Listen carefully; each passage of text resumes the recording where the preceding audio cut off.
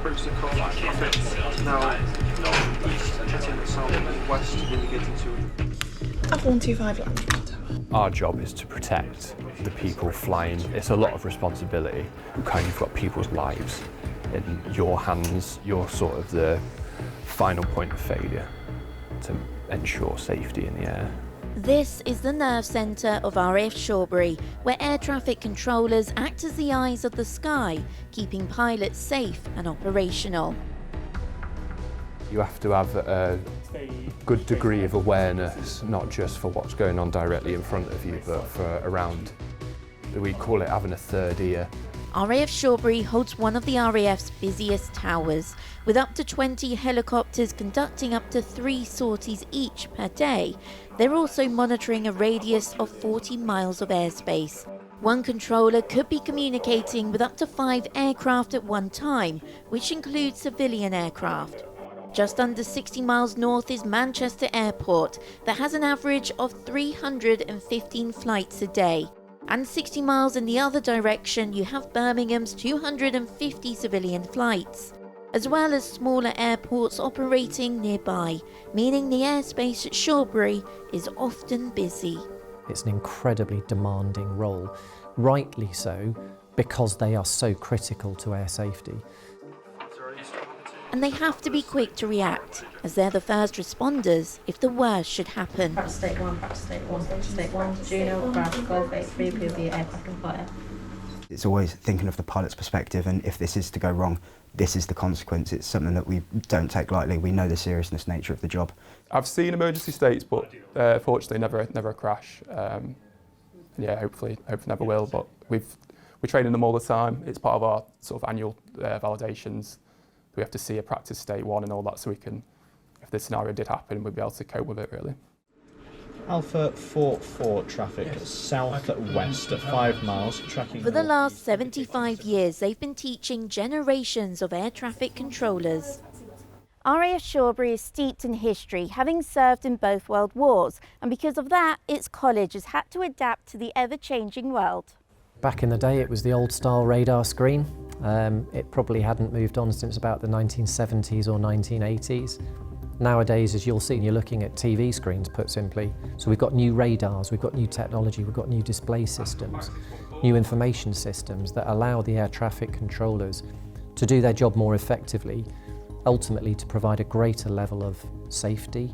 To become an air traffic controller, a trainee has to complete 9 months of training across all roles inside the tower. Once they've learned how to talk to a pilot, their training begins in the radar room, where instructors make realistic simulations for them to react to. A fundamental skill that we teach straight away is how to turn an aircraft. When the aircraft is, for example, going down on the screen, if you tell it to turn left, it's going to turn right on your screen, if that makes sense. Telling them how to turn aircraft, getting that appreciation for headings and how it looks on the radar screen is really massive.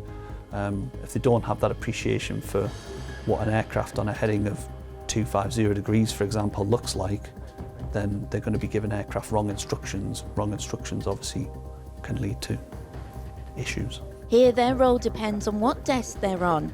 To your left is the director, in the middle is approach, and on the right is the zone controller. This room is usually where the stress happens. Climb out restriction, 2,000 feet, got some QNH. I was in approach, so getting aircraft out of the airfield and sending them on their way. Occasionally taking aircraft in and then handing them over to director. Didn't have any of those today.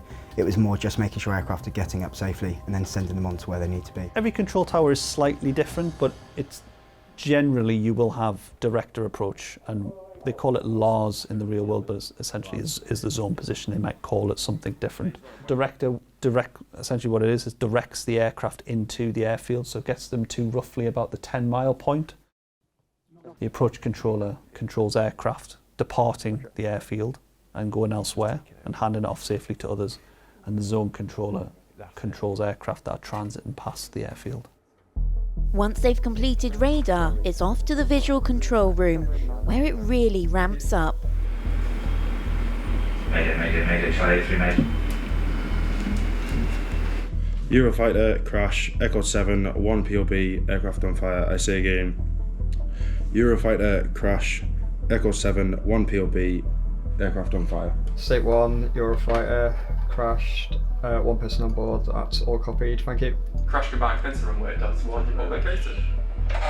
So we've got AR Clarkson, who's sitting in this seat here, so we're assessing him. We've got myself playing the aerodrome controller or the tower controller here, and we've got Corporal Ratcliffe at the back here, and he's feeding the injects through the phone and all that. You can see behind me we've got a simulation of a crash, what we call emergency state 1. So this is the worst case scenario. So we had a typhoon here that crashed, I think it was engine failure it could have been. And yeah, as you can see, with AR Clarkson had to contact the relevant crash crews, so the fireys, the medics, get them all out. He'd first of all did a crash alarm to notify that, broadcasted it on a station tannoy so that the whole station will hear that, and they'll be notified if there's a state 1 going on.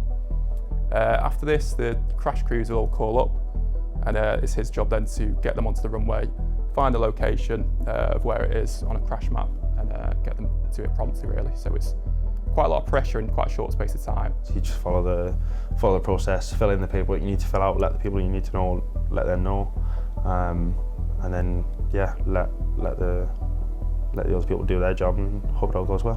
While the trainees now understand the visual picture and how to navigate ground and air crews, elsewhere at the college they're training the next generation of weapons controllers and surveillance officers, a role that holds a high importance to UK security. Training continues up here at the Defence College of Air and Space Operations, but this time it's more classified. As you can see, we can't go any further than this point, as trainees are taught how to be weaponeers and the surveillance side of UK airspace, where they protect it from hostile aircraft.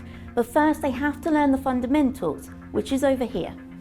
This is ABMTS, which is Aerospace Battle Management Training Squadron. Surveillance operators would be in the bunker, highlighting any aircraft coming into the UK airspace, flagging up, let's say. They will then highlight it, and that's where quick reaction alert will be launched. That's where the weaponeers step in, and then they'll talk to the aircraft and direct them onto target. So they're where they need to be, when they need to be there. This job is one that takes place behind closed doors with no phones or cameras allowed inside, because they're learning how to navigate a pilot's weapon systems and get them into the best position if they're needed to deploy them. It's a busy frontline role, which in June saw 6 typhoons scrambled in 6 days, intercepting 15 Russian aircraft as part of NATO's air policing mission. Air traffic downstairs, they are looking at mainly around aerodromes and safe transits, whereas we're looking at safe transits, but then once we're in an airspace, we're looking at making aircraft fight each other for training. What is it that makes this side of things so sort of top secret, if you like? It's all about the way we identify the aircraft. So obviously, with potential threats coming in, we need different categories of identification. And that is the secret part of what we're doing up here. With 75 years of training complete and new threats always on the horizon, the college will continue to adapt and create generations of personnel ready to protect pilots and UK airspace. Kirsty Chambers, BFBS Forces News, RAF Shawbury. Thanks for watching. For more from BFBS Forces News, like and subscribe to our channel.